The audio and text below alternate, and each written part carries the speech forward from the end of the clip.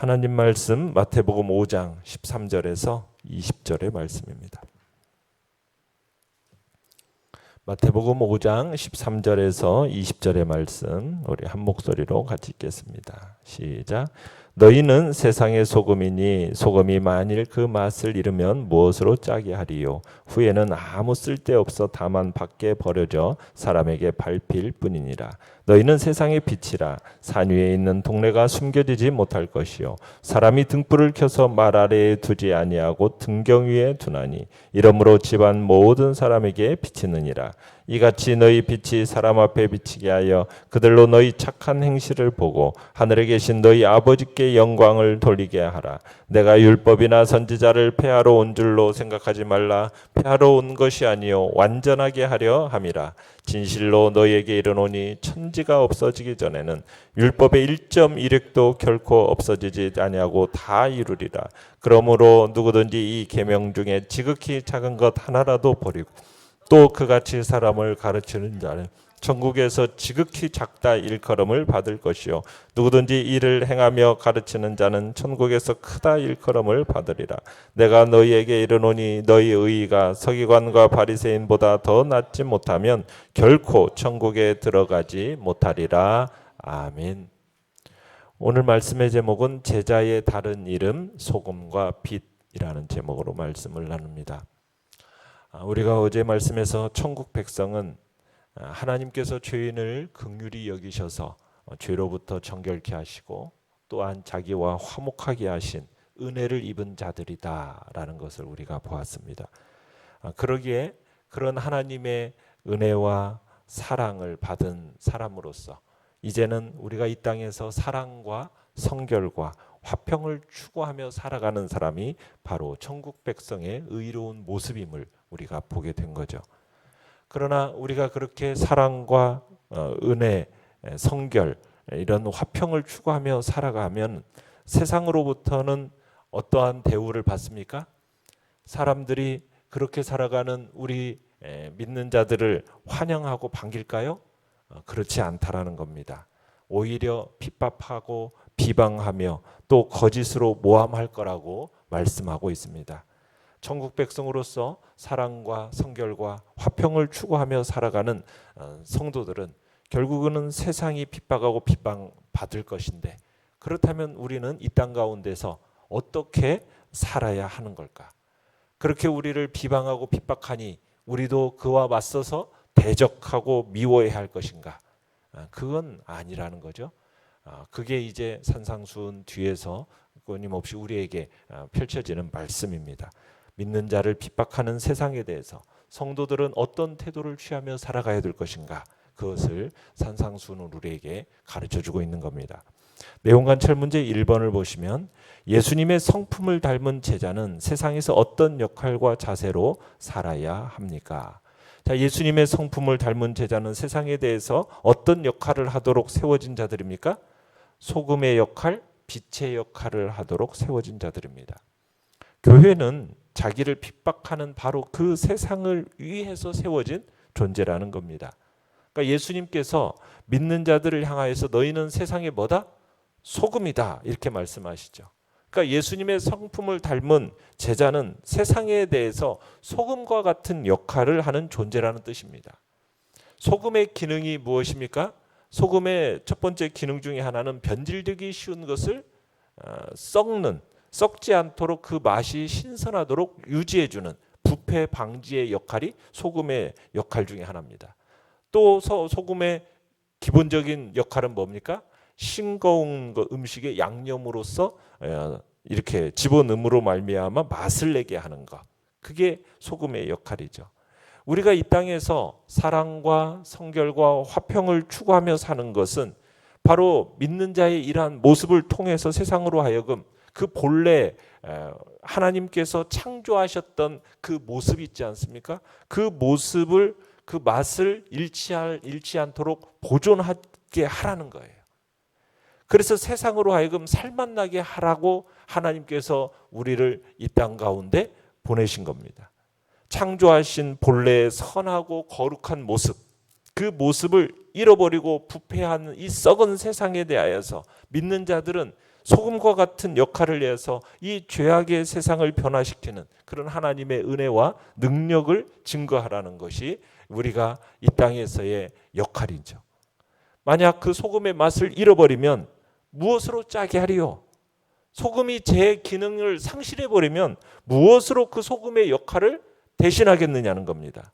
대신할 게 있습니까? 없어요.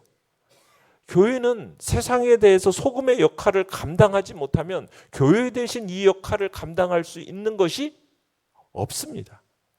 그래서 교회의 역할은 그만큼 중요하다는 얘기예요. 소금 없이 사람이 살 수 없지 않습니까? 그렇듯이 교회의 이런 역할 역시 세상을 살리는데 필수적이라는 겁니다. 교회의 역할은 이처럼 정말 중요하고 필요한 것입니다. 소금으로서의 이 기능을 할 수 없으면 어떤 일이 일어나게 됩니까? 밖에 버리워 사람들에게 발짓밟히게 될 뿐이다 말씀하고 있습니다. 이에 실패해버리면 교회 역시 설 수 없는 것이죠. 예수님께서 또 그를 따르는 자들을 위하여서 너희는 세상의 무엇이라? 빛이라 말씀하시죠. 세상은 마귀에 속해 있습니다. 마귀를 따라 살고 있습니다. 그래서 이 세상은 진리를 알지 못합니다. 무지의 흑암 속에 살아가고 있는 것이 이 세상입니다. 그런 세상의 교회는 어떤 존재라고요? 진리의 빛을 비추어서 참 생명으로 인도하는 존재. 그게 바로 교회입니다. 세상을 그 무지의 얽매임에서부터 벗어나게 하여서 참 생명의 길을 환하게 비추어 나타냄으로써 영생에 이르게 하는 역할을 맡은 존재가 바로 교회라는 얘기입니다. 그래서 진리의 빛을 세상에 비추는 자로서 교회의 위치와 사명에 대해서 이렇게 말을 하고 있죠. 산 위에 있는 동네가 숨겨지지 못할 것이다. 사람이 등불을 켜서 말 아래에 두지 아니하고 등경 위에 두나니 이러므로 집안 모든 사람에게 빛이 느니라. 교회가 세상 가운데서 산 위에 높이 위치해서 모든 사람들에게 환히 드러나는 동네와 같다라는 겁니다. 하나님께서 교회의 진리를 위탁하신 것은 그 진리를 숨겨두고 그 빛을 가리게 하려 하심이 아니라는 거죠. 그 진리를 어떻게 하라고요? 마치 산 위에 있는 동네가 모든 사람들에게 볼 수 있는 높은 곳에 두어져 있는 그 동네처럼 온 세상의 진리와 참 생명의 빛을 환하게 비추게 하라는 겁니다. 그런 위치와 역할로 우리는 부름을 받은 겁니다. 그러면서 더 구체적으로 16절에 이렇게 얘기하죠. 이같이 너희 빛이 사람 앞에 비치게 하여 그들로 너희 착한 행실을 보고 하늘에 계신 너희 아버지께 영광을 돌리게 하라. 너희가 받은 그 진리와 생명의 빛을 세상에 비치되 복음의 진리로 말미암아 너희에게 맺은 그 아름다운 행실의 열매를 세상에 나타내 보여라. 그럼으로써 세상으로 하여금 이 모든 것을 보고 하늘에 계신 너희 아버지께 영광을 돌리게 하라는 겁니다. 하나님께서 우리같이 비천한 죄인들에게 행하신 그 놀라운 은혜, 그러므로 말미암아 우리에게 일어난 그 은혜의 역사, 그걸 세상으로 하여금 보게 하라는 거예요. 그래서 그들로 하여금 하나님 앞에 영광을 돌리게 해라. 믿는 자로 하여금 너희들의 그 하나님을 만나고 그분으로 말미암아 긍휼함을 입어서 변화된 너희들의 그 모습을 세상으로 하여금 보게 하라는 겁니다. 비천한 죄인에게 행하신 그 놀라운 하나님의 은혜를 증거하도록 그렇게 우리는 세움 받았다라는 것. 그것이 오늘 지금 이야기하고 있는 내용입니다. 내용 관찰 문제 2번입니다. 예수님은 율법에 관해서 어떻게 말씀하십니까? 자, 17절에 보면 율법과 선지자라는 표현이 나오는데 이게 바로 이제 구약 성경을 가리키는 겁니다. 예수님이 오심은 결코 구약 시대에 주어진 하나님의 계시나 언약을 부인하거나 폐지하기 위해서 온 게 아닙니다. 오히려 뭐 하기 위해서 오셨다라고 얘기합니까? 완전하게 하려 함이라. 이렇게 얘기해서 완전하게 하려 함이라. 그러니까 주님이 세우시고 다스리시는 이 천국이라는 것은 모세와 선지자를 통해서 주신 이 구약의 말씀을 부인하는 게 아닙니다. 오히려 성취하는 것이고 충만케 하는 것이고 완성케 하시는 것이고 완전케 하시는 것이다. 이런 의미입니다. 그러니까 예수님과 이 율법은 서로 다른 길이 아니라는 겁니다. 다른 방향으로 가는 것이 아니라는 거예요. 동일한 목표를 향해서 동일한 길을 걷고 있는 것이다라는 의미입니다. 그렇다고 해서 그냥 단순히 옛것을 반복해내는 정도로 그것을 유지하는 정도는 아닙니다. 그것을 어떻게 한다고요? 성취시키고 충만케 하시고 완성케 하시는 거다. 지금 그렇게 표현하고 있어요. 그러니까 옛것과의 차이가 있는 것은 사실이지만은 근본적으로는 어떻다고요? 동일한 겁니다. 동질의 것이라는 것을 강력하게 밝히고 있는 거예요. 그러니까 예수님의 말씀하고 율법하고 같아요, 달라요? 다르지가 않습니다. 동일한 거예요. 옛 이스라엘에게 주신 이 계시, 그리고 주님이 전하신 이 천국 복음, 그런 약간 비슷하거나 적당하게 같은 게 아니라는 거예요. 어느 정도로 같다라고 얘기하고 있습니까? 18절에서는 율법의 1.1획도 떨어지지 않고 다 이루리라, 이렇게 얘기하고 있어요. 그러니까 한 글자가 아니라 한 글자의 한 점에 이르기까지 철저하고 정확하게 이루어질 거라는 얘기입니다. 그만큼 이스라엘에게 주어진 그 계시가 완전하다라는 거예요. 이 구약의 율법은 이건 완전하다라는 것을 우리 예수님이 보증하고 계시는 겁니다. 그래서 옛 계명 중에서 19절에서 그렇게 얘기하는 거죠. 율법의 계명 중에 가장 작은 것 하나라도 폐하거나 또 그렇게 가르치는 자는 천국에서 어떤 자다? 가장 작은 자라 할 것이다. 반대로 지극히 작은 계명 하나에 이르기까지 행하고 가르치는 그 사람은 천국에서 어떤 사람이다? 크다고 일컬어질 것이라고 얘기하는 겁니다. 그러니까 지금 천국이 옛 이스라엘에 주신 말씀을 결코 부인하지 않습니다. 율법은 폐지되어질 말씀이 아니라는 거예요. 확실하게 보장하시는 말씀이 지금 율법이라는 겁니다. 율법을 완전하게 받아들이지 않고 가장 사소한 부분이라도 이렇게 부인하면은 천국과의 관계가 가장 멀어지게 된다라는 것이 우리 주님의 말씀입니다. 그래서 율법의 내용의 의미를 축소시키는 일이 얼마나 위험한가를 경고하고 있는 겁니다. 그래서 우리는 이 하나님의 말씀이 구약과 신약이 따로국밥이 아닙니다. 연결되어 있는 거예요. 항상 하나님의 말씀은 연결되어져서 완성이 되어지는 겁니다. 신약을 통해서 완성이 되어지는 거예요. 우리는 성경을 그렇게 봐야 돼요. 안 그러고 자꾸 구약은 옛날 것이라고 그러면서 무시하고, 여러분 하나님의 말씀에 대해서 율법은 이미 지나간 말씀이다, 이렇게 생각하면 안 된다는 겁니다. 그런데 그렇게 얘기하는 사람들이 있어요.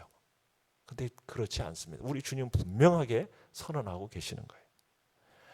연구와 묵상 문제 3번입니다. 제자의 삶과 예수님의 율법 해석은 어떤 관계가 있습니까? 제자의 삶은요, 율법의 정신을 지키는 겁니다. 하나님의 기준에 부합한 삶을 살도록 우리 예수님이요, 율법을 해석해내셨어요. 그 율법을 해석해내신 예수님의 가르침을 따라서 우리가 사는 삶이 바로 제자의 삶인 겁니다. 그러니까 서기관과 바리새인들은 자신들은 마치 율법의 수호자요, 율법의 선생으로서 자처는 했지만 실은 율법에 대해서 무지한 사람들이었고 율법의 참뜻을 오해한 사람들입니다. 그래서 우리 예수님이 이제 다음 이제 21절부터는 그 율법에 대해서 오해한 것을 이제 제대로 해석해 주시는 내용들이 나와요. 스스로 율법에 대해서 가장 열심인 것처럼, 가장 정확하고 깊이 있게 깨달은 것처럼 자처했던 이 서기관과 바리새인들, 그들은 율법을 오해한 사람들이었다라는 거예요. 그래서 우리 주님은 이 율법의 참 뜻을 말씀하시고 그 율법을 완성하러 오셨다, 이것을 이야기하시는 거죠. 그러다 보니 이 바리새인들하고 예수님하고 어떤 일이 있게 됩니까? 그 율법으로 말미암아 충돌이 일어나게 되는 겁니다. 그게 피할 수가 없어요. 제자의 삶이라는 것은 이 당시 바리새인과 서기관들처럼 어떤 율법의 조항을 문자적으로 그냥 지키는 차원, 그것이 되어서는 안 된다는 얘기입니다. 제자의 삶이라는 것은 문자에 얽매여 가지고 스스로의 노력으로 어떤 의의를 이루려고 하는 바리새인과 서기관들의 그 의의를 따라가는 존재가 되어서는 안 된다는 거예요. 그렇게 그냥 율법의 문자에 얽매여 가지고 그렇게 스스로의 노력으로 의의를 이루려고 한다면 어떤 일이 일어나게 됩니까? 더 공고함에 빠져버리고 외식으로 흘러버리게 되는 거죠. 그러나 우리 예수님께서는 율법의 문자에 글자에 얽매이는 것이 아니라 그 속에 하나님이 품고 계셨던 정신 있지 않습니까? 그 율법의 정신을 가르쳐 주시면서 그 율법의 정신을 지키도록 하시고 그 하나님의 기준에 부합된 삶을 살도록 해석해내신 겁니다. 그래서 우리는 그 율법의 정신을 가지고 이 땅을 살아가는 거예요. 그게 제자의 삶인 겁니다. 그래서 20절에 그렇게 얘기하는 거예요. 내가 너희에게 이르노니 너희 의의가 서기관과 바리새인보다 더 낫지 못하면 결코 천국에 들어가지 못하리라. 그러니까 천국 백성의 의라는 것은 서기관과 바리새인의 의보다 나아야 된다는 겁니다. 이 서기관과 바리새인의 의라는 건 뭐예요? 그냥 문자 붙들고서는 그 글자 억구 하나하나에다가 자기 의를 세우려고 하는 이 의가 바로 바리새인과 서기관들의 의예요.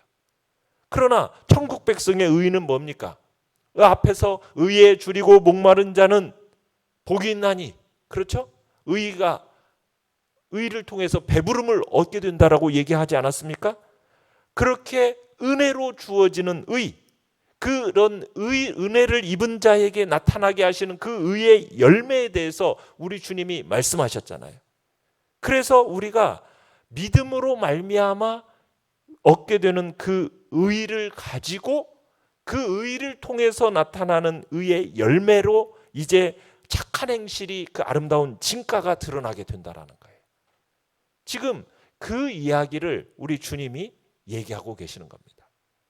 문자적으로 해서 자기 의를 세워가는 존재가 아니라 그 율법의 정신 속에서 우리 하나님이 우리에게 말씀하고자 하셨던 그 기준에 합당하도록 우리들이 살아가면서 내게 주어지신 그 의를 따라 믿음으로 살아갈 때 우리 속에서 아름다운 하나님의 의의 열매들을 풍성하게 드러나게 하시고 그로 말미암아 하나님 앞에서 하나님의 영광을 드러내는 존재로 우리를 살아가도록 그렇게 우리는 부름을 받았다는 겁니다.